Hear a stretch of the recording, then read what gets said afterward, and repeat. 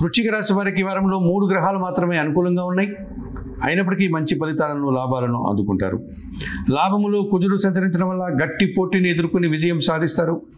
భూముల వల్ల కానీ వాహనాల వల్ల కానీ లాభాలు అందుకుంటారు. ధైర్యంగా మీరు చేసే కార్యక్రమాలంతా కూడా సత్ఫలితాలు అందిస్తాయి. దశమంలో కేతువు సంచరిస్తున్నాడు. నీతిగా నిజాయితీగా నిబద్ధతతో పనిచేస్తారు. మంచి అభివృద్ధిని సాధిస్తారు. నిరాడంబరంగా జీవనాన్ని సాగిస్తారు. అధికారుల యొక్క అభినందనలు, భగవంతుని యొక్క ఆశీస్సులు కూడా మీకు లభిస్తుంది. అష్టములో శుక్ర సంచారం వల్ల స్త్రీజన సహకారంతో ఒక కార్యక్రమాన్ని పూర్తి చేస్తారు. కుటుంబ సౌఖ్యాన్ని కూడా అందుకుంటారు. పంచములో శని సంచరిస్తున్నాడు. జన సహకార లోపం, కుటుంబంలో అశాంతికి అవకాశం ఉంది. భాగ్యములో బుధ సంచారం వల్ల అనుకోకుండా ఆకస్మికంగా ఒక అసౌకర్యం కానీ లేకపోతే ఇబ్బంది కానీ మీరు ఎదుర్కోక తప్పదనిపిస్తుంది. ఈ రాశి వారికి వారంలో గురు శుక్ర శనివారాలు అనుకూలంగా ఉన్నాయి. దానాలు ఇచ్చేటువంటి క్రమంలో పెసరపప్పు అనగా పెసర్లను పేదవారికి దానం చేయండి. స్తోత్రపారాయణ విషయంలో శ్రీరామ రక్షా స్తోత్రం నిత్యం చదువుకోండి.